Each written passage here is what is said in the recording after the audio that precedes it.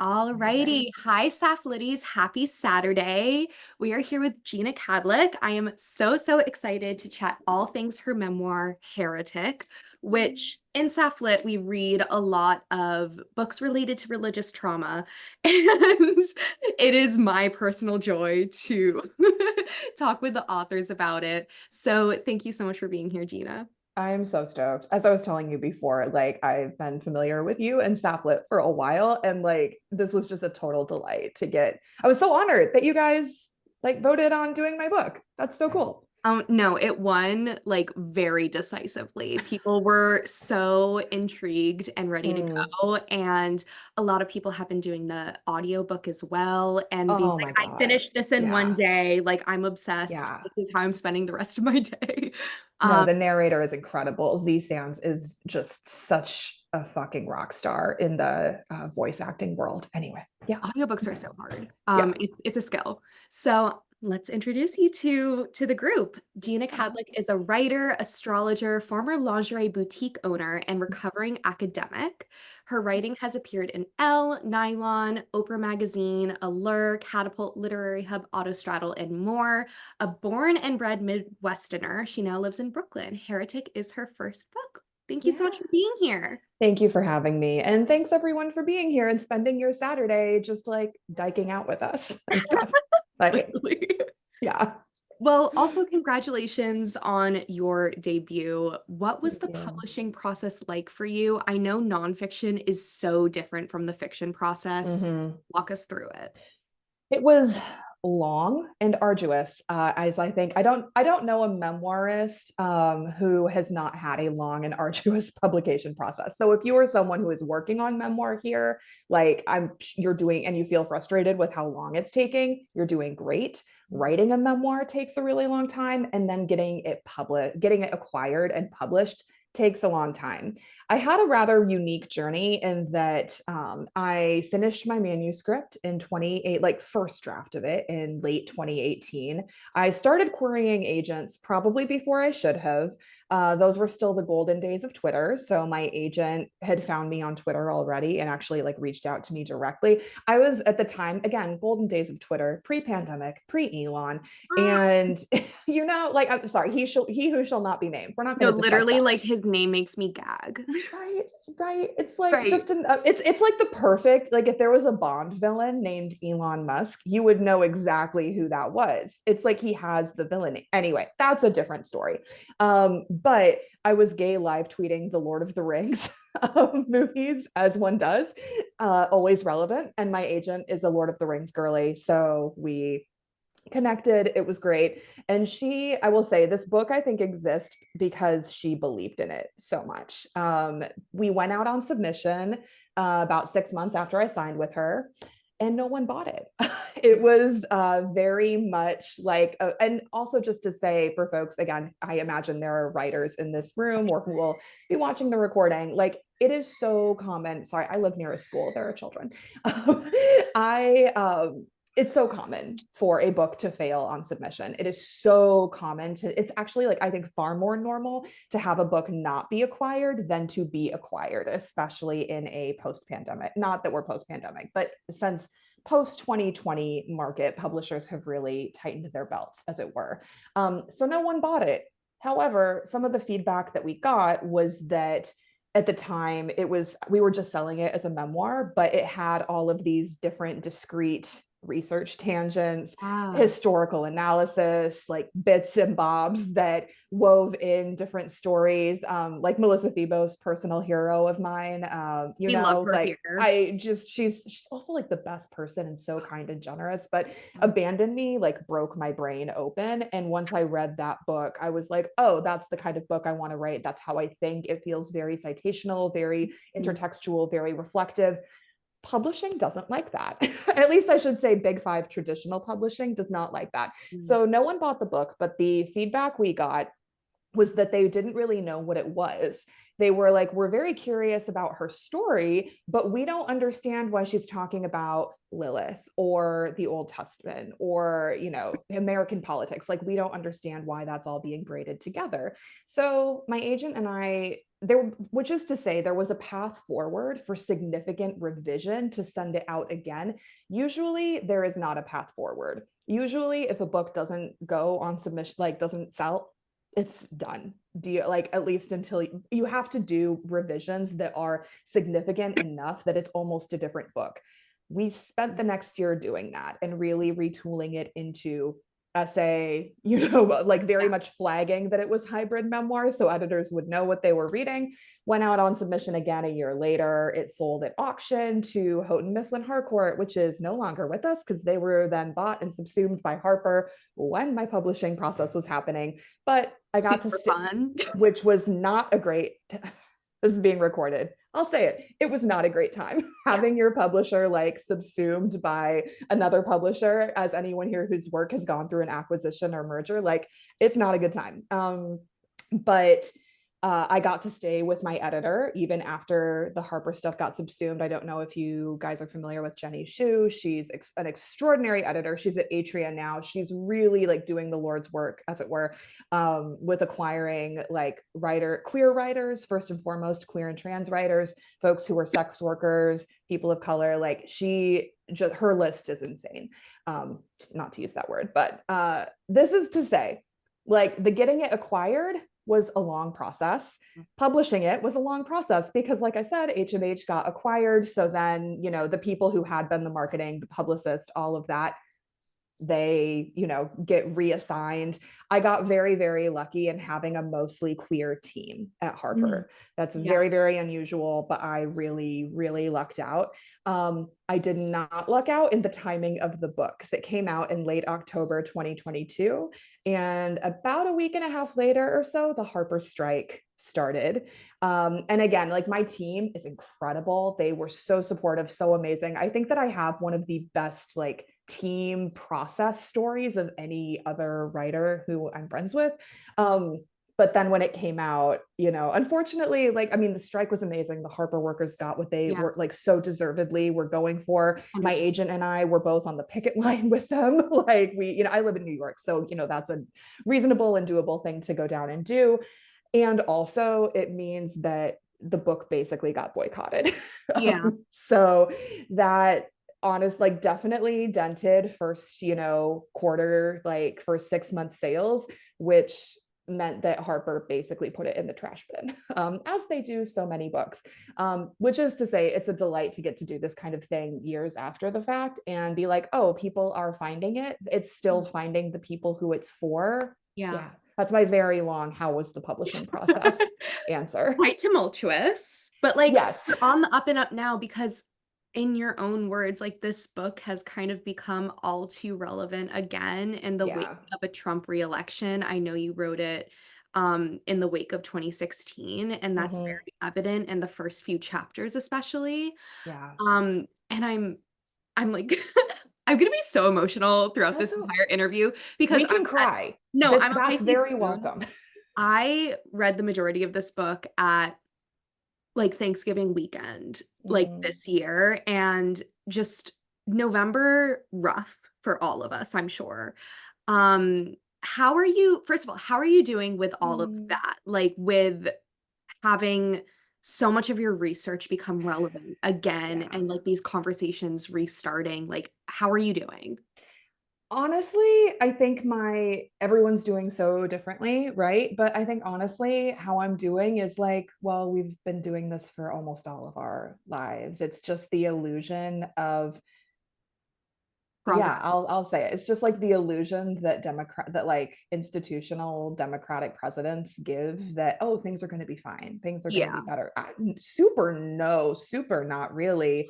Obviously, I think Trump is an absolute catastrophe and is much worse than the other possibility that we had.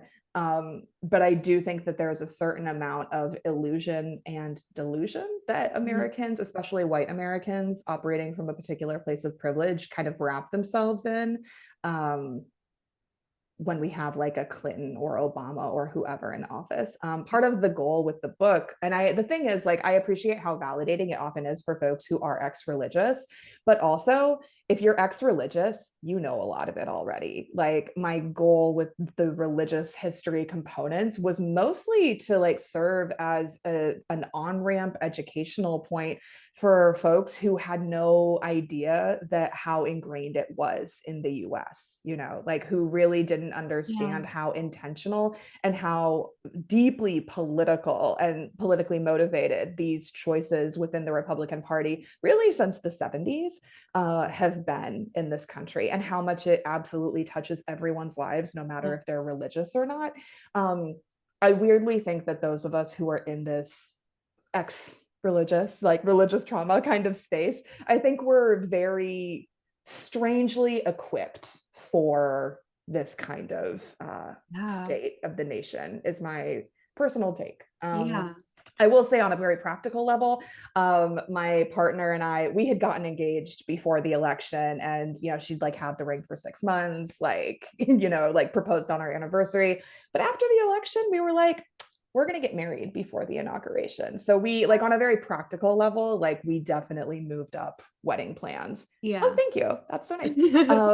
So like, you know, we're like, okay, this isn't surprising. And also let's maybe make some plans about Yeah. Also, about things. I love your Medusa tattoo. I also have a Medusa tattoo.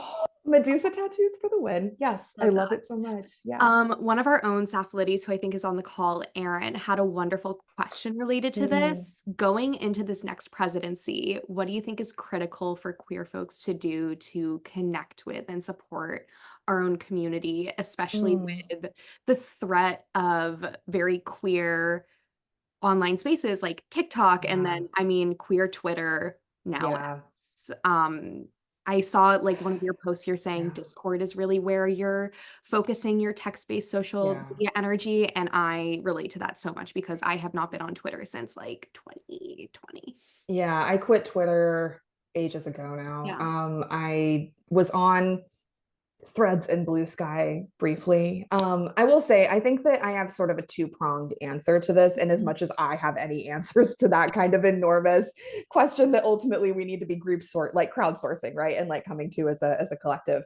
And the first piece is in digital, is actually like one of my best friends works in is an engineer, and she works in like digital security. So I think the number one piece for digital organizing is locking down your security, locking down like and being really mindful, like making switches to WhatsApp, things like that.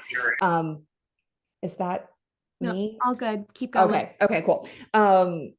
Yeah, is like just being really mindful about your security, really mindful about, and not to say that people, it's because you have an FBI agent in your computer. It's that they have algorithms running that Yeah, catch these. That's it's not that they're like personally targeting. It's just that they make it very easy to do that. So like it went, you know, just like being really mindful in those spaces about organizing with people who you have long connections with, or groups that have a reputation, and also that like you're being mindful.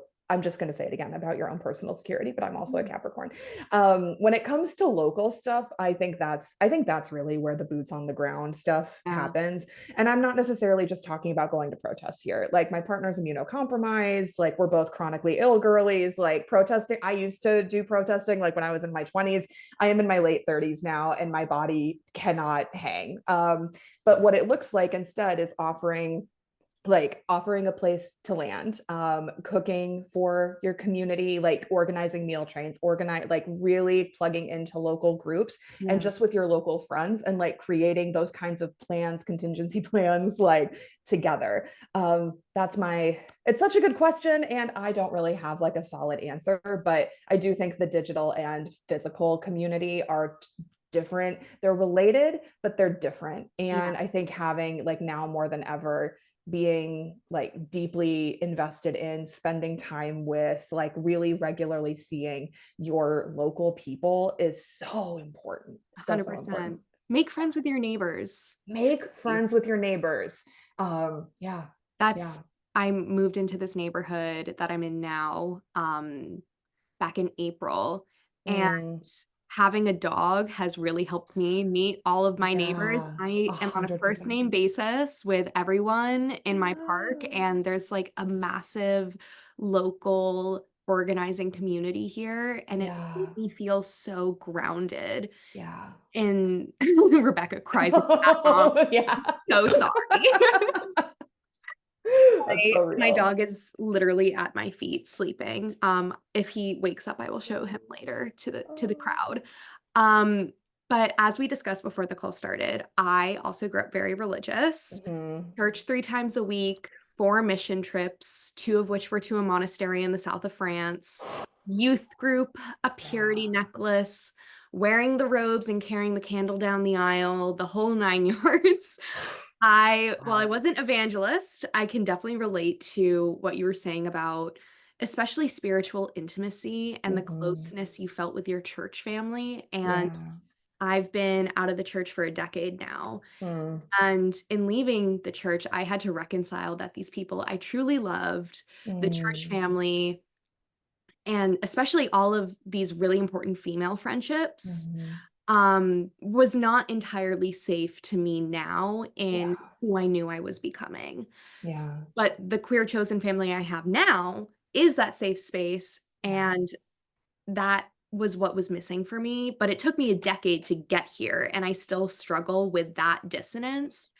And it's honestly why I love talking about religious trauma so much in this book Yeah. club. We read a lot of books related to the topic because Mm. you're right. The queer community often doesn't take religious trauma seriously. They Yeah. don't see it as like a huge loss. They're saying like you should be grateful you even got out.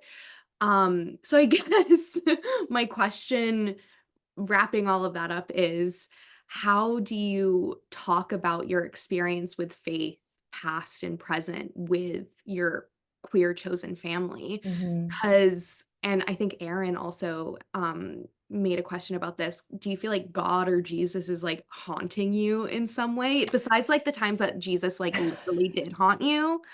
Um, Which like, also I yeah, knew that putting that in the book was a risk. I knew it, but I was like, I have to say this. This is happening while I'm writing it. Like I have to say it. And of course, like I've actually had different like interviewers and different reviewers be like, I could take her seriously, but clearly she's like not well. And I'm like, yeah, whatever, it's fine. whatever. We have No, different worldviews. That's this is a okay. safe Like, space for spiritual experiences. yeah, I believe in ghosts and spirits very strongly. I yeah, had an experience with a ghost in 2020, and I was not a believer before then, but now I'm like, yep, ghosts are yeah, real. Not that what you saw was a ghost, but like, do like yeah. go forth with what information I. No, that's a really beautiful question. And I think there are once again a few different buckets to kind of go in there. I think where I want to land is D&D. So, which I imagine there might be some D&D people here. So We'll if talk about it soon. I have okay, so if I like go way off track, like please pull me back into that. no But go off. I mean, I think part of it with is that again, I've also been out of the church for a similar amount of time. I'm coming up on like 13 years or so. So, you know, it's a while, but it's also not a while when Yeah. that's how you grew up, when that's like scripture. I still quote scripture all the time. Thank God I'm like okay, more okay with it now. For a while there, it was really painful. Like for a while, I couldn't listen to Christmas music, Christmas hymns. Like I couldn't do any like even walking into a coffee shop that was like playing Oh Holy Night, I was like, and we're turning and I'm going outside. Like I'll go somewhere else. I just which I talk about in the final chapter of the book. Like for a while, it was really tender and I was really angry. And I think that was both deeply understandable and also was a feeling I didn't feel like I got to have, in part because, like you're saying, a lot of folks and you know queer and I know that I'm generalizing here, there are always exceptions, but like in as much as in different queer circles, also I was coming out of academia, definitely academic circles, especially like coastal elite academic circles like in Boston where I was at the time, like they're all like you should be again that you should be happy that I you're was a out, gender and like sexuality studies major at NYU, so right, fine. right. So yes, it's like they're like you should be so happy that you're out. But I think what those folks don't necessarily understand is like that one of the really major skills that those of us who are queer who then you know are coming out of the church or a different kind of like really strict organized religion, a very key skill set that we have actually is community building, Mm, because that's actually what churches like. I know how I end up facilitating a lot of things. I've ended up teaching a lot of things, doing a lot of like group leadership work. But I talk about this with my partner, who is the daughter of Baptist church planters, and I'm sure that means something to some of you. Like we talk about how it's like because in our spiritual community, we're both practicing like basically occultists in addition to being authors. Like a lot of our friends in those circles are like, oh, you guys are so good at group work, data. And we're like, yeah, we led youth group, we've led Bible studies, Is like this we've, why I started a book club? right? It's like a very like it's in that sense of I don't believe this anymore. I am not in the content of it anymore, but that's a transferable skill. So I Yes. think that that is something that a lot of folks in the queer community don't necessarily realize, is that a lot of us who actually, I mean, I shouldn't say a lot, but most of the people I know who are very good at community building, who are very good at like organizing mutual aid, they have a religious background, because community, that is one of the primary spheres in this country where like individually motivated then collective work actually is empowered to happen. Yeah. So I think we have a really extraordinary skill set that we can transfer to mutual aid work, community, just like being the person who is the one who gets your friends together. Like one of our goals in moving to our new neighborhood a few years ago was, we usually host, we want to have a house that's good and conducive to Yeah. hosting, because we're usually the house that everyone ends up at. So, and I want it, and that's part of community stuff. Like it's, You're like literally blowing my mind. I feel yeah. like so many like puzzle pieces of Mm, like myself kind of just came together with that connection. Cause I yeah, mean, that's how I feel about my home too. And like with yeah, Sapph-Lit, like I started Sapph-Lit in the middle of the pandemic when I was just yeah, so craving that sense of community, because my yeah. IRL queer community was like suddenly ripped away from me. Sapph-Lit was born. Mm. And no, like that is literally something I put on my resume when I was in corporate, was like community building. That was Oh, like the wow. thing that Yeah. is my most marketable skill in Hmm. like my freelance life still now. Wow. Yeah. Anyways. No, that's cool. It's cool. Like I think that it's a really it's taken many years, but I think finally, and everyone's going to be in a different point, and it's going to take long, like different lengths of time for every person who goes through this kind of process. But I am at a point finally outside of the church where I can look back and see the absolutely incredible, like so many of my it's like, are they skills or is it my personality? I was too young to know the difference. So, No, like they're enmeshed. You can't disentangle unmatched, the two. like, but so much of it comes out of the churches I was in, Yeah. that put an emphasis on community involvement, and also on, and this is I think a really key thing, I'm maybe going to generalize for queer people, being in community with people you don't particularly like, or that kind of rub you, like community doesn't just mean you're with everyone and you all love each other all the time. Like, where are the conflict resolution skills? Like, conflict is not abuse. Like, where are Yeah. where's the ability to like navigate dissonance? Yeah. Like, there's, I mean, I completely support obviously like being in community. Like, we're not in community with people who think that the way that we just are is wrong, or Yeah. who The just values are like still the aligned, but like values are still like clash being still in with terms of like, like how you think you're gonna get there, or yeah, yeah, priorities, or yeah, personalities, of course. yeah, yeah. But I think, yeah, it's a very key skill that a lot of us Yeah. have, that we sometimes don't recognize that it has really deep roots, like really, really deep. So, Yeah. yeah. Well, you mentioned Dungeons and Dragons, Oh, and yeah. so my partner is a dungeon master. And when I started dating him, I started to do Dungeons and Dragons. I had never done it before, but I've been doing it for 2 years now. Yes. And the amount of fellow queer traumatized girly D&D players in Sapph-Lit rose to the surface when we read your book. Yes. The best. My campaigns that I've done have allowed me to work out all of my violent rage and anger towards men. And I kid you not, my character is named Lilith. Really? Oh, I love that's so great. She is a Drake Warden Ranger tiefling, and she is obsessed with horses like I am. And my partner puts in horses in every single campaign. And I literally, me and my little Drake companion, just slaughter the shit out of men. Yes, Chop, correct. like castrate them, and like my dragon will like roast them on a spit. Like it's the most Oh. gratifying. And like our campaign group is so queer and Mm. so just it is like my favorite time of the week. So, Yeah. first off, I would love to know what's happening with your D&D campaign right now and tell us more about Lila's character build, and then I'm gonna get into like the deep question. So it's I love this question. I love the D&D people. I also have a very deeply we have a queer and trans like D&D group, and I'm like we're all so confused about how straight people play D&D. We're like, what do they do? Like, how do they like, what is anyway, but that's a different question. So the campaign that I talk about in the book it has come it not to say like it came to an end, but our DM had some stuff that like we just had to like call it. Yeah. However, it's so funny that we're talking about this because literally within the last week we had session 0 for our new campaign, Oh different my God, tell me characters. about it. I will say I'll do the Delilah thing first because Delilah was my first like really long-term campaign character, Yeah. and I think will always be close to my heart for that reason. She's a tiefling warlock, which like it's just like it's like in the queer starter pack for D&D. It's like, No, would you like literally. to play a tiefling warlock? There you go. But she came about because I was talking with my now partner, wife to be, but like at the time we have a best friends to lovers story. So at the time, like when we started it, we actually fell in love through our D&D campaign. Our characters like fell in love and then we fell in love. Anyway, like that was the whole thing. But like ages ago when we were still just friends, I was telling her like, and when we were about to do this campaign that was set, this was another piece that fell apart was because it was set in Wildmount, which is part of the Exandria Critical Role world. And I think our DM felt, not I think, I know, our DM felt a lot of pressure not being able to just like create the Mm. world. So we're now doing a world that is their own build. And I'm like, fuck yeah, let's go.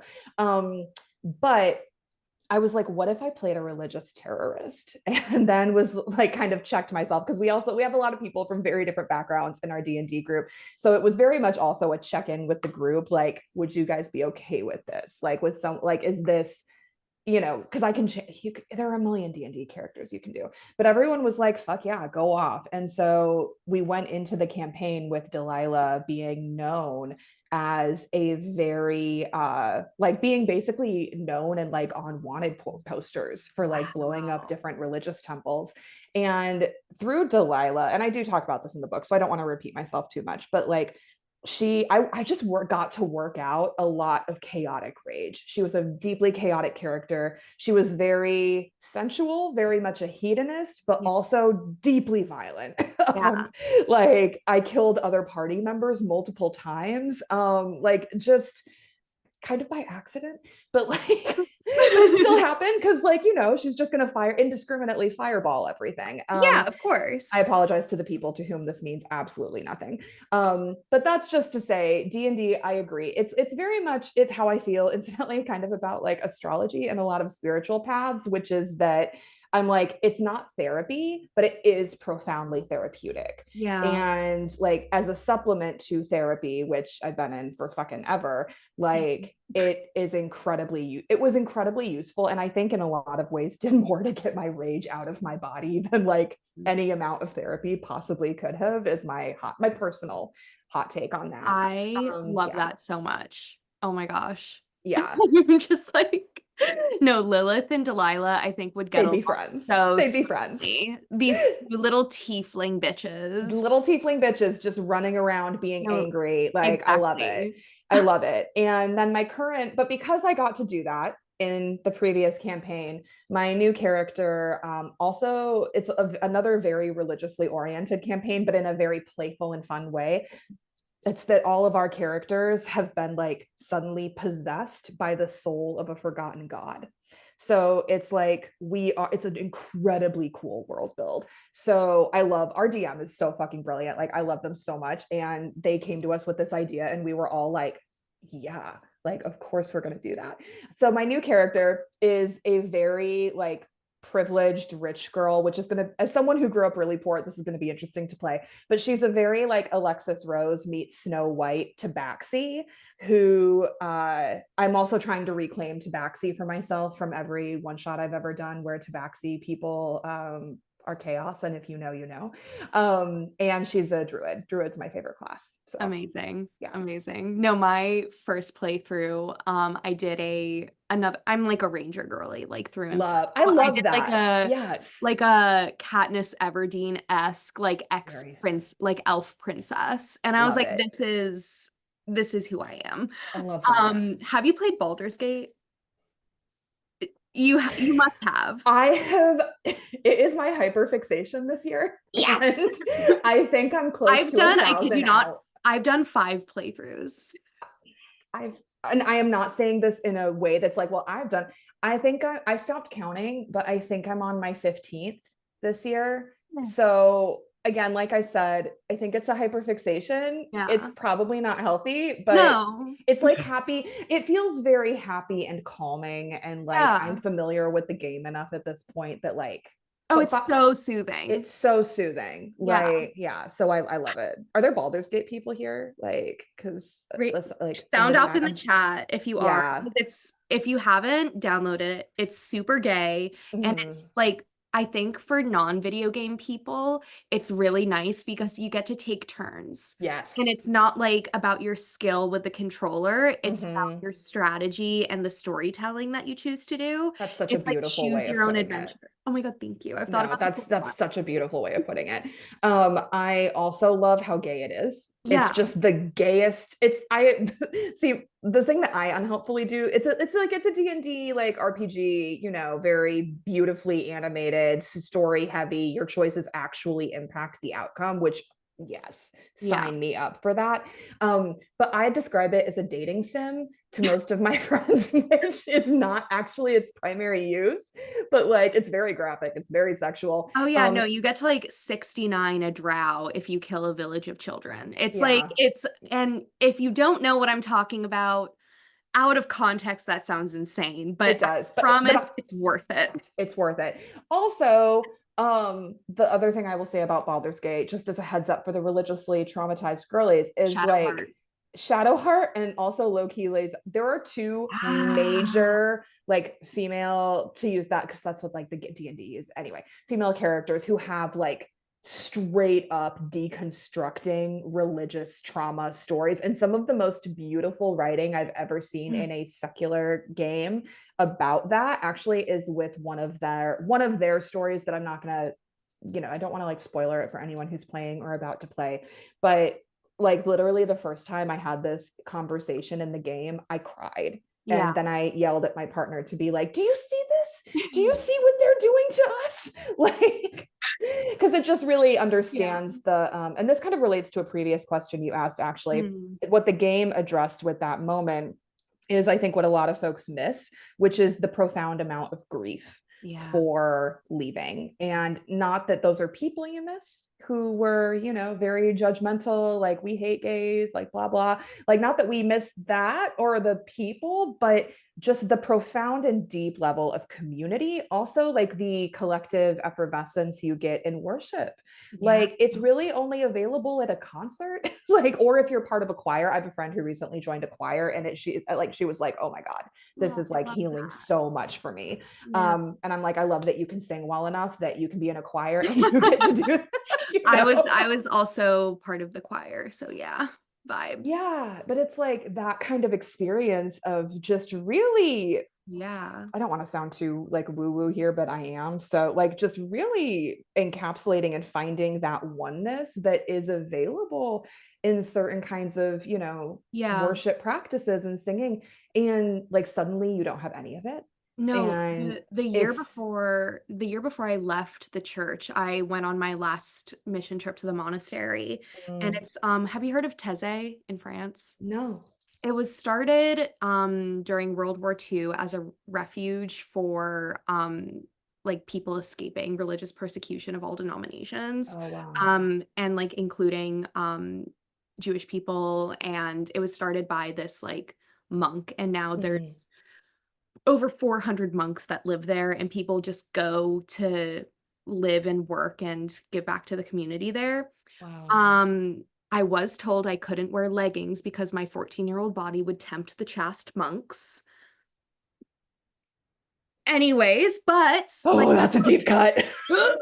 but like one of the things that was so beautiful about it is that you went to church 3 times a day. It was like Mm, morning, noon, and night service, but it yeah. was collective chanting Mm, in different languages. And people wow. would do like different like harmonies, and it was like truly like even now I look back on those memories very fondly, Mm, as I'm sure you know, is a weird thing to feel. yeah. Because, there was so much good in that trip. Like I wrote my college admissions essay on that trip. Yeah. But Yeah. I was also, but like the collective like singing is so powerful. And you're Yeah. right, concerts are, I mean, Maggie Rogers did her whole Harvard Divinity School dissertation on this, was Wow. how concerts and dance are a form of worship. Mm. Yeah. I so agree with that. Maggie Yeah. Rogers is so smart. Oh, she's so But also, yeah, there I remember the first concert. This was like within, God, I wasn't even divorced yet. That's how like early I was into that yeah. process. I was like maybe a few months into like, I think I'm doing this, I think I'm leaving. And I went, my best friend at the time, who I was deeply in love with, who I wrote chapter 6 about, Hmm. she and I went to Toronto. We drove like 10 hours to Toronto to go to like a rave, whatever. I was young. And I remember us being there, and I was very sober, which is I think not how most people do raves, but I was like, no, I didn't do anything. And but I was like sobbing the whole time because I was like, this feels like church. This Yeah. is it, just the trance that it can induce. And we can talk a lot about like how we're, how especially evangelical church services like work to kind of emotionally manipulate people through a worship. Like that's its own Yeah. conversation.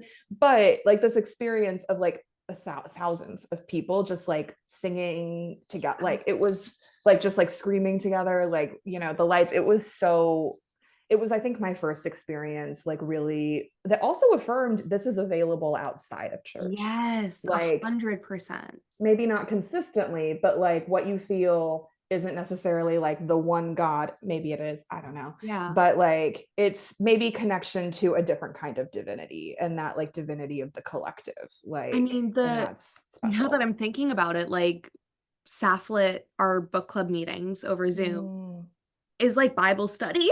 yeah. Oh, straight Like up. we're Yeah. taking we're like book club is secular Bible study. Hmm. And like the conversations that you have and the way that you get to know people on this incredibly intimate level, and like that emotional, like shared emotional intimacy is so beautiful. Hmm.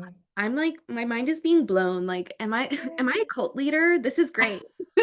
No. Have you asked No. anyone to give up their family and like give you a significant amount of like money that makes them not able to pay their? Yeah, no, you're fine. No, You're no, fine. no. But back to D&D for a second. Mhm. We were talking about in our Discord how D&D appeals so much to the queer traumatized girlies Yeah. and the girls, gays, and theys, if you will. Hmm. And I think the fantasy genre in general Hmm. really appeals to queer people. Yeah. And I think we're all constantly, kind of as you write, like we're aspiring towards that queer futurity. Say Mm. Esteban Munoz. Yeah. Um, that like imagined future of a queer utopia, especially right now, really kind of feels like a Mm. fantasy. Yeah. So how do you feel about queerness and the fantasy genre being connected in that way? I love everything you just said. The novel I'm working on right now is historical fantasy. I'm a fantasy person. I fucking love it. My first love was fiction. The fact that I wrote a memoir first is just like, it was, it felt very urgent. It felt like I had to get it out of my body. Mhm. But fiction is my first love. Fantasy Yeah. is my first love. And I very much agree with that. And I think it's ironic given how much, especially fantasy within the US, like that's traditionally published. I should say the US and the UK to account for all the Tolkien of it. But there is so much of fantasy, and this is why I fucking love writers like N.K. Jemisin, is because is because she's writing against the essentially very MAGA, and not to say that someone like Ah, Tolkien is like, was trying to, but it's very like, we're gonna are the fantasy we imagine as white people, we being like,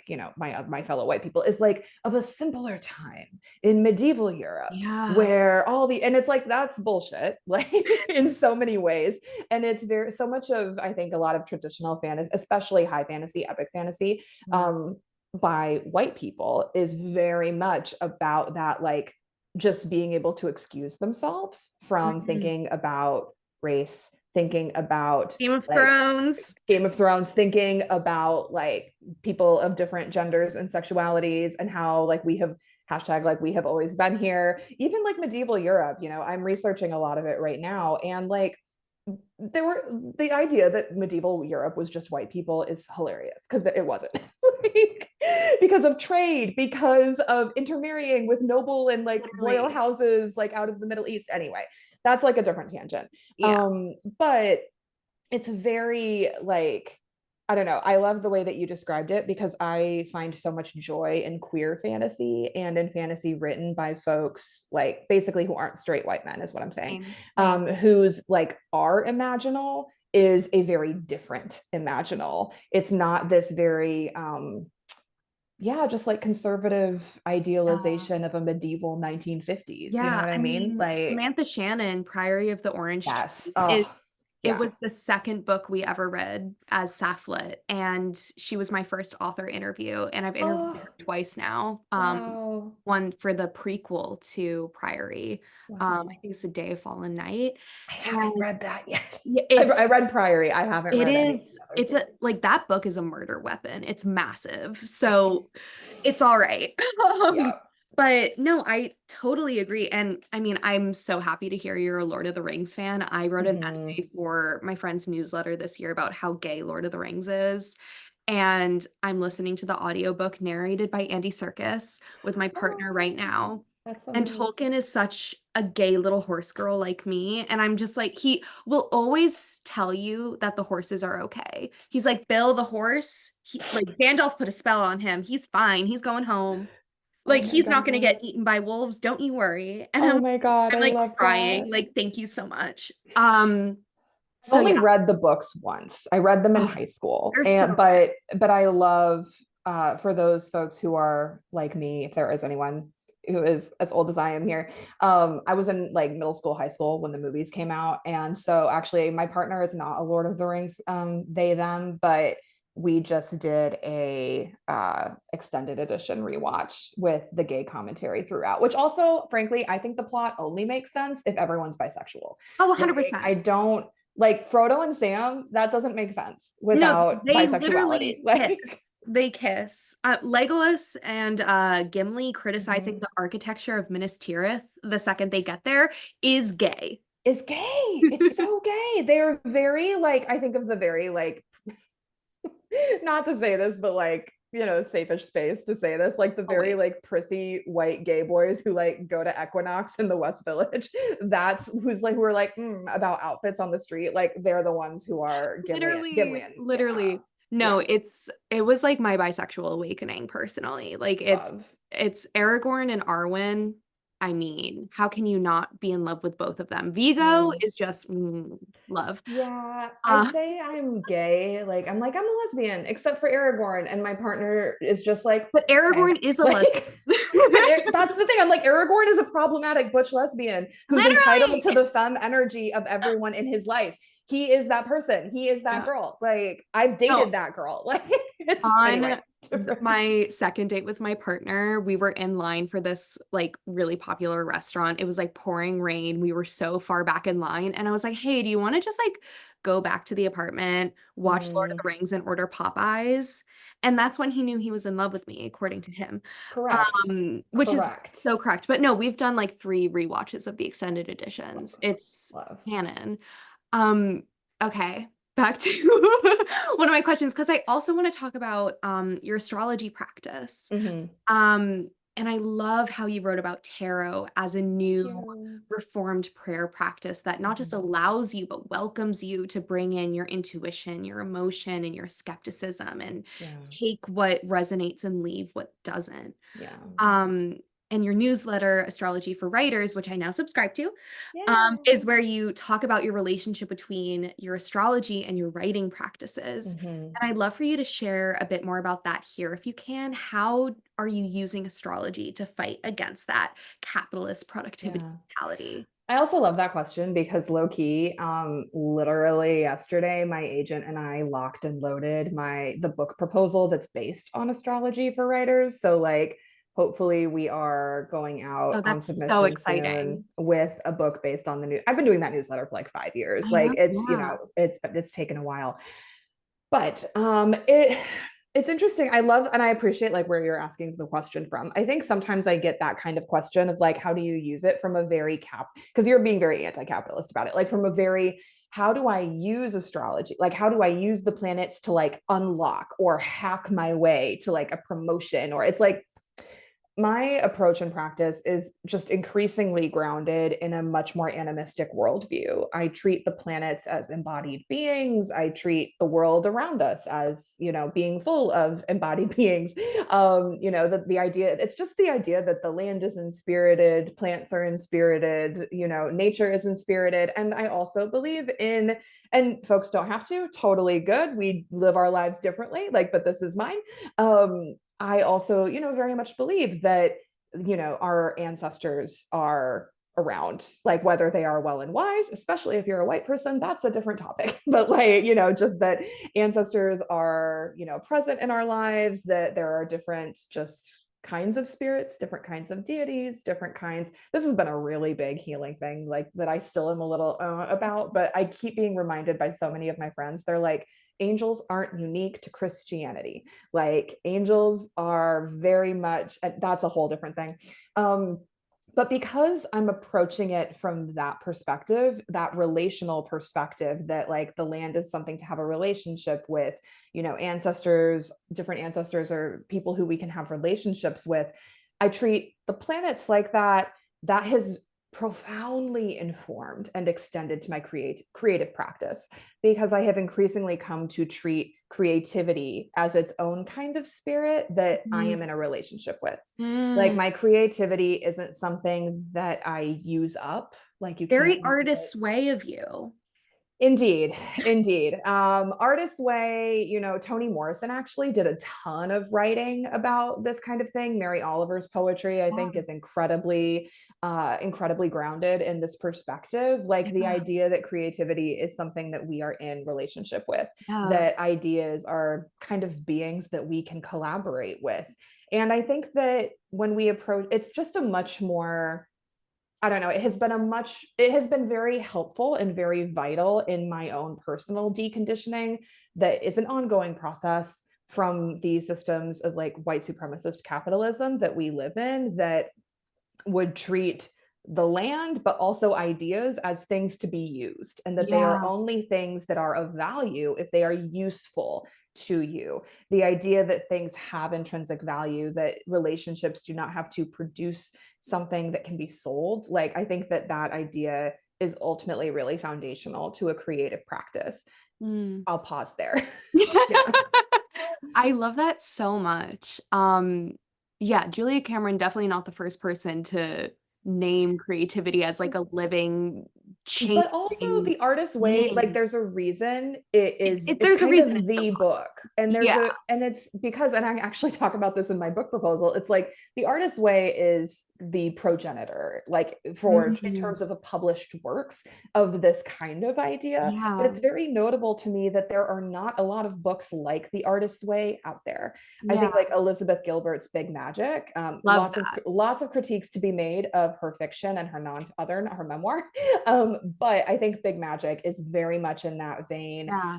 And then it's like a lot of artist friends I have, I don't know what books y'all are reading around this, but it's like the books that they tend to circulate are like Breeding Sweetgrass, right? Yeah. It's very much like an indigenous Yeah. perspective on this kind of thing. The body keeps the score, has its own issues, but That it still very, does. very present. Like Enchantment and Wintering, I think they're called, by Oh Catherine yeah. Gay. Mhm. Like books that are in that vein get really circulated among my peers.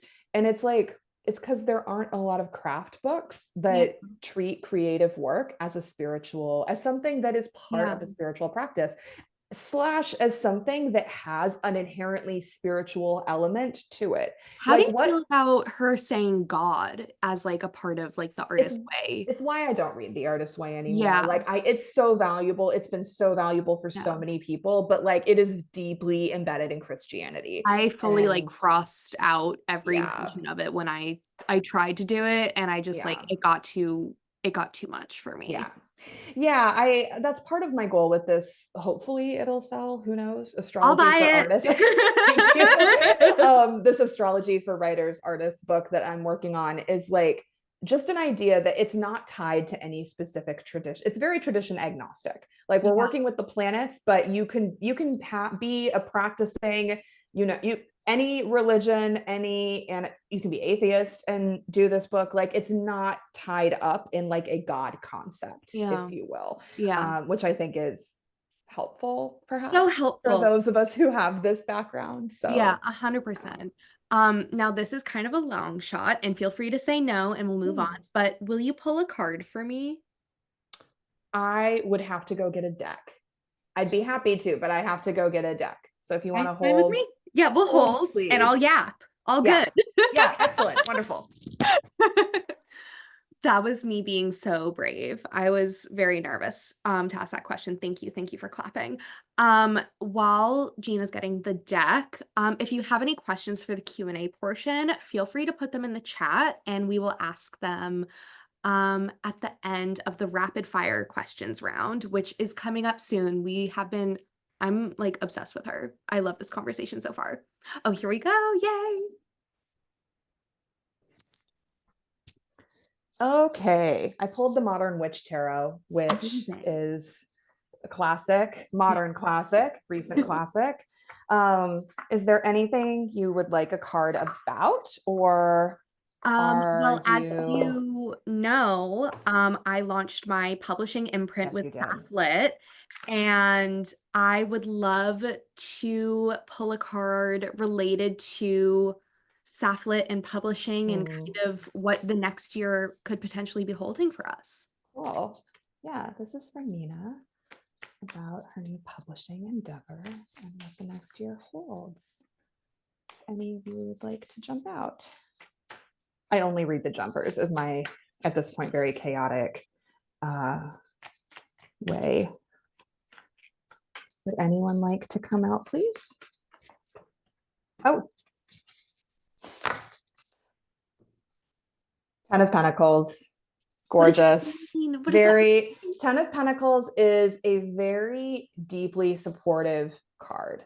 Particularly, I love this for business questions because this is really about having the 10 is the completion of like it's the cards are 1 through 10. Then we have court cards with these different elements. So this is the 10 of Pentacles, 10 of Earth, if you will. So this is very much about being materially supported in a sustainable way that's very much an I have everything I need and most of what I want. And specifically, I also am surrounded by like a people full system of support. So this to me says, and I'll also actually do context with the card on the bottom. So this to me says really amazing community. Something's being birthed out of a really strong community, and also that you are going to be surrounded by the people who are going to help to bring to life this intellectual endeavor into a very material, hopefully financially lucrative way. The card on the bottom of the deck was the Seven of Wands. This is a very like, I have to fight for what, and this is, I think, helpful context for the Ten of Pentacles, because it's like, this doesn't just happen. This is very much, I'm like fighting for what I want. So it's going to take work. Here, I'll show you. Oh It's a my real God, I love badass. her. Yeah. Like I have to fight for what I want. I have to be, so this is also, I think, about being just like assertive, not being afraid of conflict and being I, willing to get in it with folks, right? Like about contracts and things like that. yeah. But if you are willing to do this, then the 10 of Love. Pentacles Oh, outcome thank you is so very much. strong. I love that for Yeah. What me. a like, Yes, yeah. and agree. Love that for us. Love that for Sapph-Lit. Definitely Yeah. have an amazing community behind me. I always say I have like an army of gay girlies, like That's beautiful. ready to assemble. Oh my gosh, I love that. Um, so Heretic is not the lightest read, No, it's not. shall we say? It's not a light Um, read. it's not, and I can't imagine that it was the lightest to write. How did It you was not. how did you take care of yourself, Mm, the different stages of this book, like the research process, the family interviews that you did, the mhm. writing of it itself? How did you, in the words of the queer media icon, how did you hold space for How did that? I hold space? Yeah, Yeah. indeed. Indeed. Also, like I need Wicked to be out of my head. Like I love the show. I need it to not be going through my head 24/7. Oh, Like I'm not there it's yet. I'm happy okay. in my Okay. Glinda bubble. I again the pink, I love it. It's great. Um the primary thing is that I stayed in therapy the whole time. And I think that with memoir, having a space where you can get professional mental health support, even if it's something that's in the very distant past, even if you're like, I don't really see how this impacts my life that much, just in the everyday, I feel like I have good coping skills. Memoir writing, because no one's writing memoir because they had a happy life. No one's writing memoir because they had a good time. Like memoir, even if there is like a joyful, outcome, Yeah. it's usually dealing with some deeply traumatic stuff on individual, collective, or both levels. Um, being and I have wonderful and supportive friends. I have an amazing writers group. My partner, like I still have a very close relationship with my younger sister, who Yeah. is perfect and who I will hear no word against, and is the only member of my natal family who I speak to and still have a relationship with. Um, None of them are mental health professionals, and even if they were, it's not their job to do Yeah. that. So it's like I think that having that support system is really helpful. Like writing is not something that should happen in isolation, Mm. especially writing work that brings up difficult stuff. I really just support staying in community, and also in as much as it is possible to like have that professional mental health support. I think that's just really valuable to have a space where you can just kind of dump it. Yeah. And also my therapist was low key incredibly helpful, because I went about half of the book, half of the process was more than I was still working like a 9 to 5. But by the time only a few months after I sold the book is when I quit my job and started working for myself for a variety of reasons. But if any of you work from home or you work for yourselves, you know that work-life boundaries can be very, very porous. And my therapist would kept asking me, she was like, are you taking the work with you when you stop writing? And I'm like, yeah, duh. Like, of course I am. Like, I'm thinking about it all the time. I'm listening to my playlist in the shower. Like, of course I am. And she was like, what if you didn't do that? Like, and she really encouraged me to do something that I now tell other people about if it's useful for you, which is just to enter and exit a writing space. Like, it doesn't Mhm. have to be highly ritualized, but just that act, that very intentional act of whether you're Sorry, my sitting, whether sorry, my door is going off. One second. get your door. I'll just keep talking at everyone. But is to say, like, whether you're sitting at a desk to write, whether you are, like dictating in your car, just even saying like the space is now open. And then when you're done, you close it. This can also, you can physically tie it to something like wearing a specific piece of clothing. Like I have a friend who wears a shawl when she writes. And if the shawl is on, then like nobody can bother her. Like her husband, her kids, it's like only talk to me if it's an emergency. Like it, like only speak, like what's for dinner is not an emergency. The kitchen is on fire is an emergency.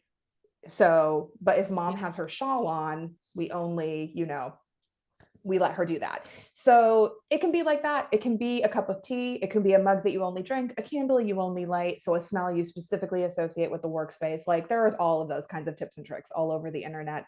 But I do think that especially when you're starting this idea of entering and exiting your writing space, having something that really grounds you in the five senses, that is very tactile, that your body can kind of somatically learn that when we do this, it's this. And when we don't do this, then we're just doing the dishes or walking the dog or, whatever it may be. I love that so much. Also, thank you. UPS is dropping off a boatload of books for an event that I'm hosting next week, which is very exciting. Very exciting, and also so many packages.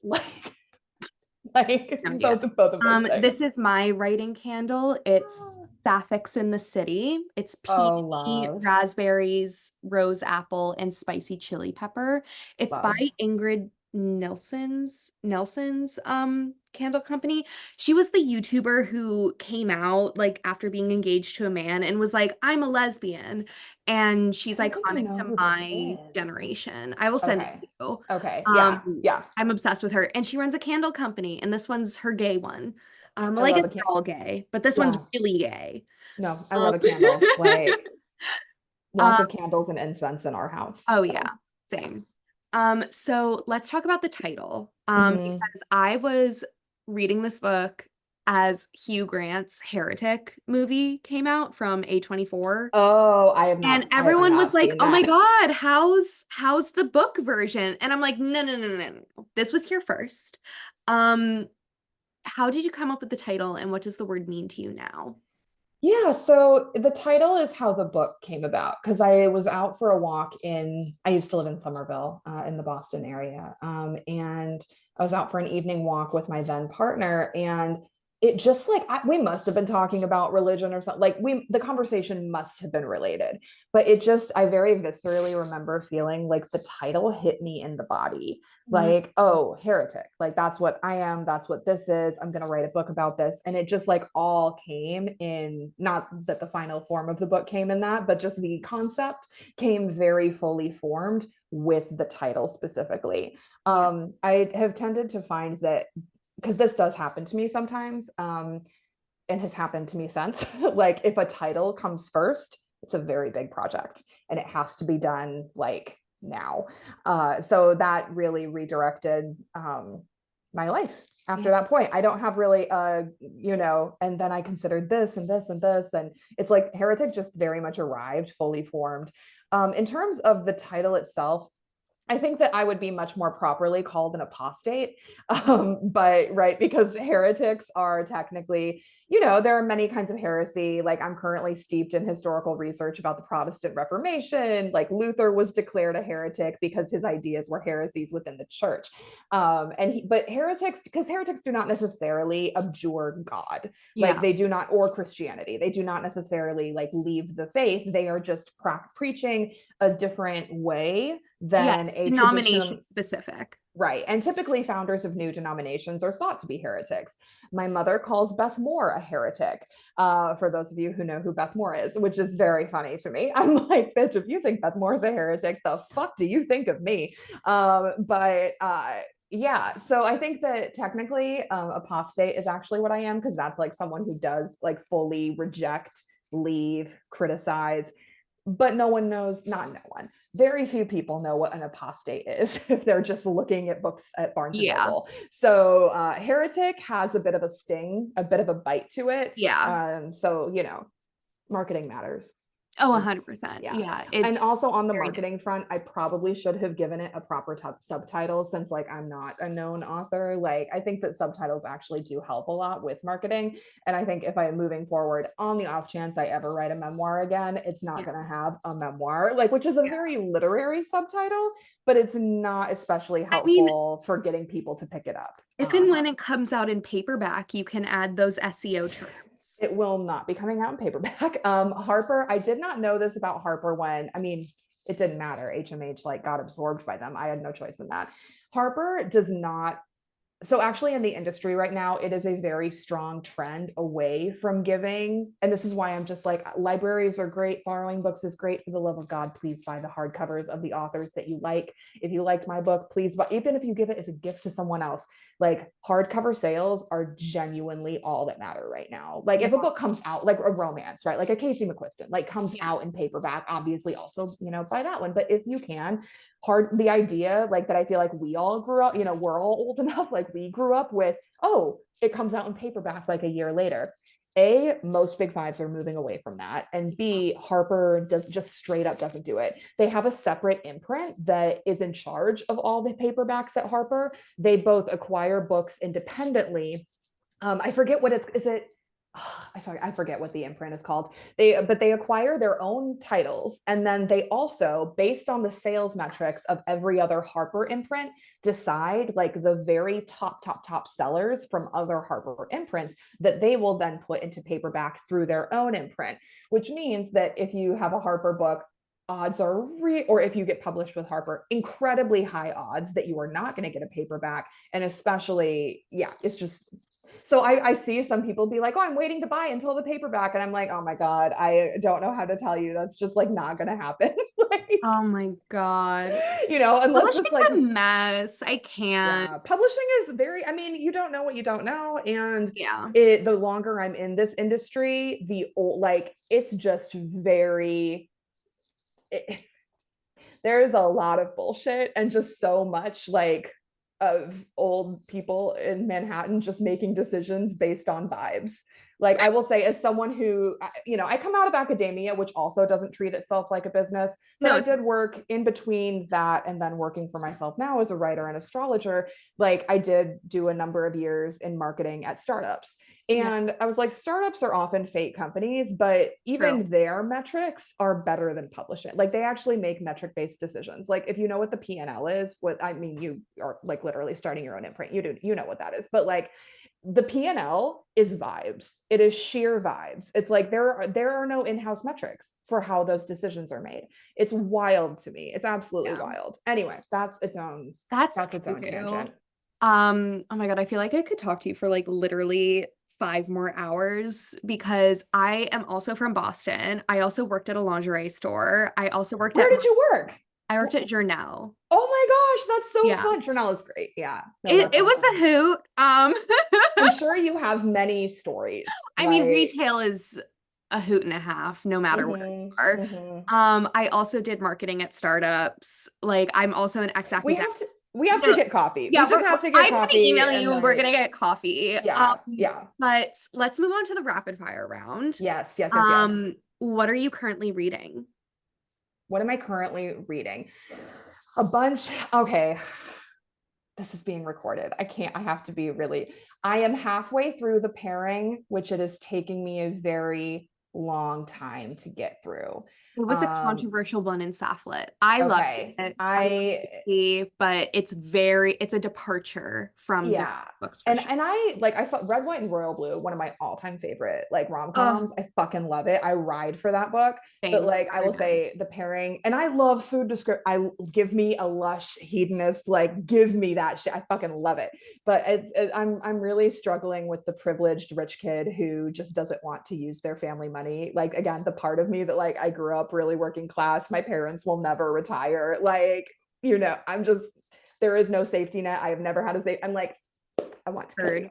Yeah, Like that's heard. an exaggerated, but I'm not quite to the other one's part of that. Yeah, Anyway, that's my controversial hot take, but I fucking love Casey McQuiston's work, yeah. generally speaking. And otherwise, I'm reading a bunch of medieval history because that is relevant to the novel I'm working on, specifically a bunch of medieval history that has to do with the Catholic Church, which is what I also find very it's actually helped to, sorry, this is not rapid fire, but it has, I will say that social media the last month, I've just had to get off as much as possible. It has not been helpful for my nervous system.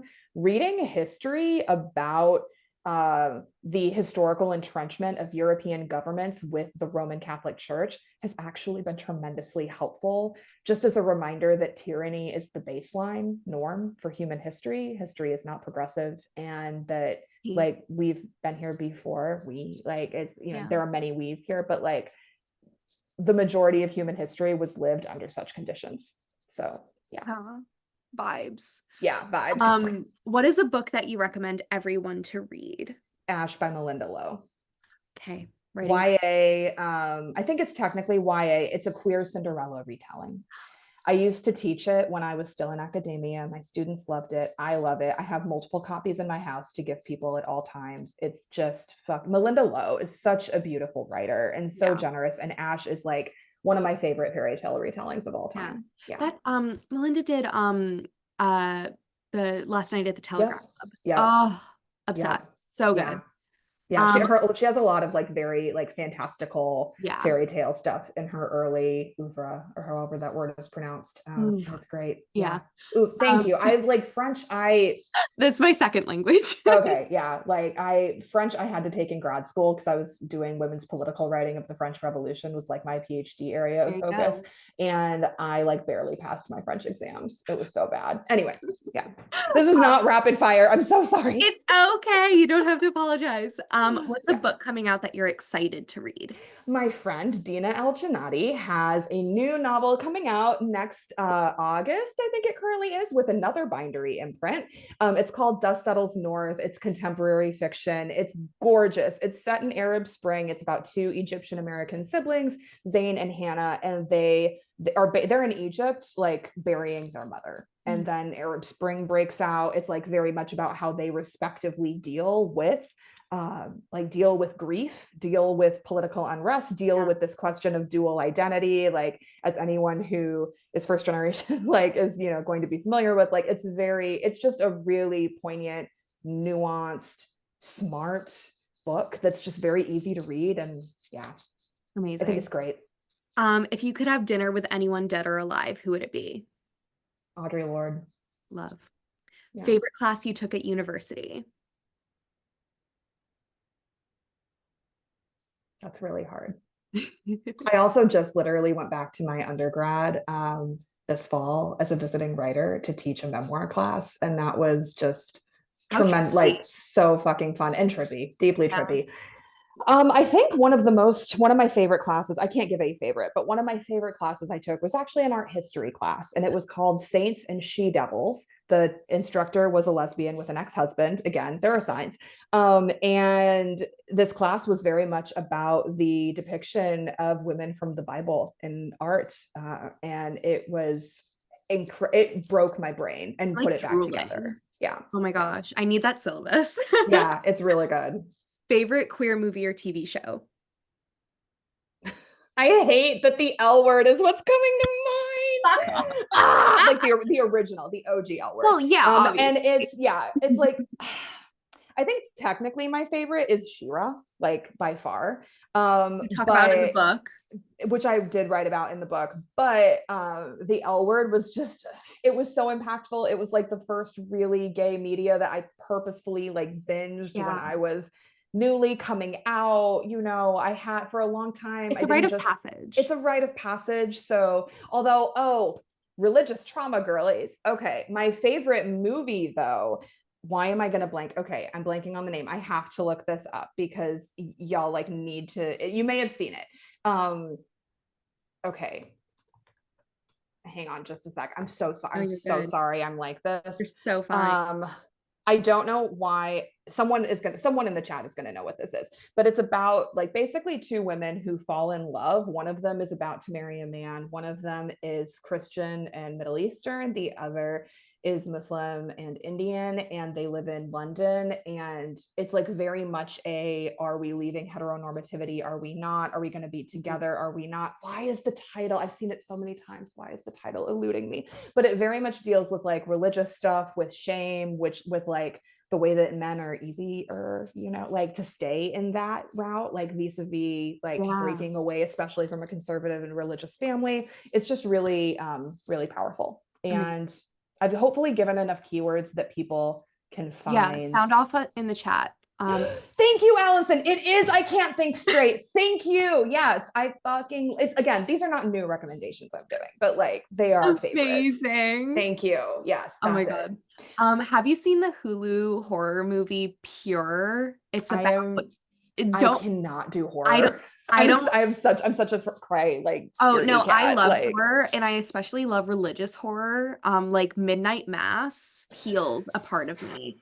And this movie is about a group of like 16-year-old girls going to like a purity camp with their fathers and they raise the spirit of Lilith. And it's phenomenal. It's not that scary. okay, okay. That There's is a super freaky, very cathartic end scene. mm, Um, and I love religious queer horror movies. yeah, It's my bread and butter. amazing. Okay, Yeah, last rapid fire question, and then we're gonna go to the questions in the chat. cool. Favorite queer person to follow on social media? This is a really great question also because I don't really follow a bunch of people and slash I'm trying to divest from it. I know. But Or I like don't celebrity. oh, queer celebrity Kate Menig because again, like I said, I have a Shane problem. So like anytime I see Kate Menig on my feed, I'm like, oh, hi. Obsessed, You obsessed. know. She did a like audio erotica series with Quinn. Yeah, I have not listened. I have trouble with audio stuff, but like my attention just like goes. I can't pay attention to audio only things usually, but I am very tempted to listen because I know the guy who played the priest, Andrew Scott, he did also like part of the family. We love him. He narrated one of my friend's audiobooks, like the in that erotica series, Tyler Oh, McCall's. So like it was delight, very much a delight. yeah, I love that man so much. Fleabag season 2, Mhm. perfect. Yeah. Listen, Um, again, like you want to fuck a priest, like the religious I get trauma it. is religious I get traumaing. It's like, it. I understand. Yes. Yes.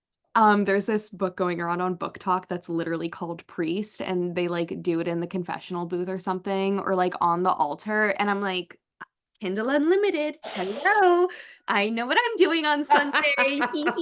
Oh my God. I love No, that. literally. That's so funny. Okay, questions in the chat. And Mhm. also thank you for going more than several minutes over. It's all good. It's all Time. We good. appreciate you. Bree asks, as someone with only a little religious trauma, don't diminish yourself. Hmm. I kept thinking she should be so angry, and how do you stop being angry after this? So I need to know where you are at with the anger and how you're not Mm. walking around seething 24/7. That is such a good question. That's very thoughtful. Also, thank you because I think one of the hardest things with that book, with writing Heretic, was allowing myself to be angry on the page Mm, because the literary world and readers generally, they do not like women memoirists to be angry. And typically it's thought to be there when people like the typical reaction to that is like, oh, she hasn't processed it. Oh, she hasn't, but I thought because it took me so long to be angry, I wanted to really represent that. And I tried to be really thoughtful with how I represented it on the page. So I will say that getting to show that anger was also its own kind of cathartic because like I'm not in relationship with slash I no longer live near the people who were involved in various harms and abuses in the churches, so like I can't just go sound off, and also I'm not going to just show up on someone's door and like scream it, like that's not going to happen. So this was the place to do that, and so I appreciate that it resonated. I feel like I just keep saying therapy, but like therapy, also love somatic, but also I will say somatic practices, Pilates, yoga, therapy. like massage, like very Yeah, literally. And just because I need gentle movement person, I'm not a runner. Like my partner, like ran a marathon to get a lot of it weirdo. out of their system. But like I think that there's a lot to be said for moving the emotions through the body and giving yourself like structured spaces in which to do that. Yeah. That is really helpful, and D&D also is very helpful. Yeah, also I'm just like, the thing is, what happened was shitty. A lot of things that happened were shitty. A lot of things that happened to many of us in our past were profoundly shitty. And also, I have built a life that I love so much now. I have friends who I fucking love. I'm getting married next month to like my partner, the way she proposed, I'm gonna tell you guys, like she literally wrote we were in bed on our anniversary, not sexy, just like cozy with coffee, and I was like, oh, I forgot to get you an anniversary card because that's where we are in our relationship. And she was like, oh, well, I made you this book, literally a book that she completely, it's our entire story, the highs, the lows, the gorgeous things, the getting together, when we were friends, the D&D, all of it. It's like a fucking 50-page book that she wrote for me, had me read it, and then at the end it's this gorgeous proposal. Like, that's my life now. How can I'm not going A to little walk around, teary. That's so I'm nice. not going to walk around angry. Like, I love my life now. I think that's the best revenge in many ways. I say that as someone who has Mars and Scorpio, and I love a little like petty, I love a petty Oh, something I'm or a other. grudge holder. But I'm like, Libra. right. But I do really love, like, yeah, I just love my life now, which is something I never thought I would get to say. And I think that that's a really beautiful thing queer people have, right? It's like we really, in rejecting so many of the norms, we really truly get to create the imaginable that we want to move into. We truly get to create like a satisfying life. Oh, I love And that. yeah, Yeah. so I think that's a good, not antidote, but anger is good. And also, And I there's so joy. appreciate what you say about like expecting, especially women and just non-men memoirists to wrap their trauma up nicely with a little bow Yeah. on top. I think a lot about how people reacted to Anna Marie Tendler's memoir, Men Have Called Her Yeah. Crazy, Yeah. as being messy and Yep. angry, and she should have more years like away from this before Yeah. putting. I'm like, it's her fucking memoir. Let her do It's whatever her the book. fuck she wants. She didn't write it for you. It's her Um, book. I yeah. think about that a lot with Abandon Me too. I wish I Yeah. mentioned already, but Melissa Phoebus's book Abandon Me, which she literally wrote as she was going through it. Like, sometimes it needs years. Sometimes it needs years. It's up to the But memoirist. yeah, but Yeah. sometimes it's like you can, yeah. But Yeah. again, it has a lot to do with whose emotions get to be expressed, whose emotions get to be policed, Yeah. whose emotions are deemed acceptable and are literary versus whose are clearly just their journaling. They haven't put any effort into the crap. You know what I mean? Like, it's very, I whenever I love see Anna anger as a critique, I'm like, but are they? Or are you just mad that they're saying stuff that's making you uncomfortable? But yeah, sorry, you were, Literally. No, I'm saying I loved her book so yeah. much, and I saw a lot of the criticism of it, Mhm. and like, sure, you cannot like it. Like, Mhm. everyone can have their own opinions about books. Of That's what having course. a book club is Yes. about. But I was Yes. just like, a lot of this is just really internalized misogyny, and like coming from a really privileged, like neurotypical, often Mhm. reviewer. I'm Mhm. like, let's be kind. I will say, and obviously like book club, I fucking love a book club. I will always visit a book club. Like, this is so much fun. Again, it's like Bible study, but fun. Like, it's great. Bible study But without the inflicting trauma, hopefully. exactly. But I do get a little, as someone who writes memoir, most of my writer friends are memoirists. Yeah. Like, I find the reviewing of memoir, I think it can be, I think literary criticism is really important. And I think that any book can be reviewed, but so many reviews of memoir treat it like fiction. And they Yes. treat it like, Yes. oh, like I don't like that she made this decision. And it's like, that was my life. Yeah. Or that was my friend's life. Like, Yeah, she's, I don't think you should be in a position to judge someone's life and their yeah, choices. Like, yeah, sure, yeah. rate the prose, rate how Yes, by they all structured means. it. Like, I Yes. think Page Boy by Elliot Page is a good example because so Uh, many people were upset with the structure of that and the timeline jumping, and it's like, Also, the okay, more experimental you are, the more hybrid the work, the more citational the work, the more playful with time, which telescoping, like time in memoir is fictionalized. And the more you do that, the pissier people get. yeah. Like, most people want, and most publishers want to buy memoirs that read like novels. And I love a Yeah. memoir that reads like, like, Yeah, it's again, fine. That has its place, but that's and not that's how everyone can process and exactly. convey and communicate what they're trying to get across. It's a very personal practice, That right? is so true. Yeah. Ugh. And I think there's a deeply, sorry, I have one more thing that arose with this, but I think that there is something about hybrid memoir in particular. I actually ran a panel at AWP about this a few years ago with like Marcos Gonzalez and Angela Chen and Melissa Febos. And we talked about how profoundly queer hybrid memoir work is, because we are making legible for the reader our thinking on the page. We are rejecting the idea that these ideas or like processing or thoughts or whatever you have, like that just came to the writer in a moment of wisdom, like oh, I was just meditating and then it dawned on me that the world is probably, whatever. Like Yeah. we cite the people who we've read. We are deeply citational. We bring in many other texts, both highbrow and lowbrow. Like there's just something so profoundly gay about queer, I should say, not necessarily gay, about hybrid work, and it's Yeah. really experimental. It's Citing not Shira and Lil Nas X, which, exactly um, exactly it's not, and it's yeah. not like it's not for everyone, and I get that, but it's how my brain works, and so it's how I write, and it's also what I like to read. No, one of my So favorite chapters was the one where you're using the repetition of In Another mm, Timeline, yeah, and yeah, exploring that was so powerful. yeah. Um, yeah. Okay, I'm last glad, I'm question. glad. Any advice on how to get started with the tarot practice? Yes, I do. In part because my partner, Meg Jones Wall, literally teaches this. They're also 3am.tarot, the number 3am.tarot on Instagram.